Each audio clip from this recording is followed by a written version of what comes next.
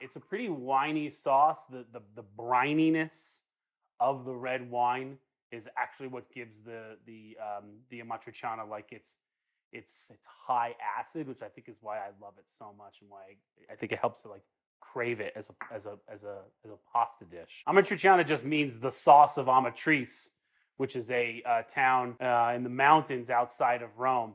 It's a pretty simple sauce. It does take a little while to simmer, so we're going to get it going while we get everything else ready. So first thing I'm going to do is get our pot going. A couple of tablespoons of extra virgin olive oil. We're not going to get it to the smoking point. If it browns a little bit, that's fine, but I just want to try and sweat the garlic as opposed to browning it. I have about 5, maybe 6 cloves of minced garlic here.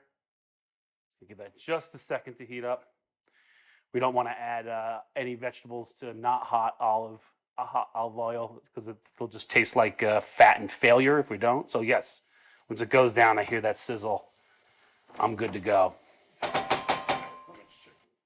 I bump it? Yeah, it's okay. It was in the way. Okay. You want me to move that line or are you fine? No, you're fine. Okay. Now I know it's there. Can you talk about the tomatoes we're using? Sure. Yeah. So there's a lot of different tomato products out there. I like Pomi. I like Pomi because a lot of times when I ask Italians what they use, Italians in Italy that is, they like the Pomi brand. To me it's nice raw tomato flavor, slightly sweet. If you can't find Pomi, I also really like Muir Glen. That's a domestic one that I like a lot as well. Okay, so garlic just starting to brown a little bit. I'm gonna do about 3 ounces of tomato paste. This is a Bianco tomato paste, which is really high quality stuff. Love that. Turn my heat down slightly and just start to work my tomato paste. It's really important that when you're using tomato paste that you actually caramelize it and not just throw it in there. A lot of the depth of why you're using tomato paste is going to come from letting it actually cook a little bit and caramelize, as opposed to just like dumping it in and throwing it in there.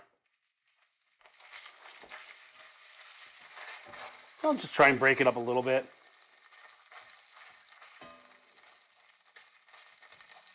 The more surface area, the more caramelization I'm going to get. Perfect. And now I'm going to add in, it's about 2 boxes of 26-ounce tomato.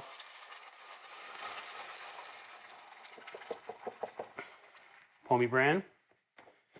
And about a cup of dry red wine. As long as it's a dry red wine, I mean, if you have Italian, that's probably better. But I always say too, you should never use a wine in cooking that you wouldn't drink at home. So we're going to bring this back to a boil, turn down to a simmer, and probably let it go for about 35 minutes, and then we have our Amatriciana sauce ready to roll. And was that uncovered? Uncovered.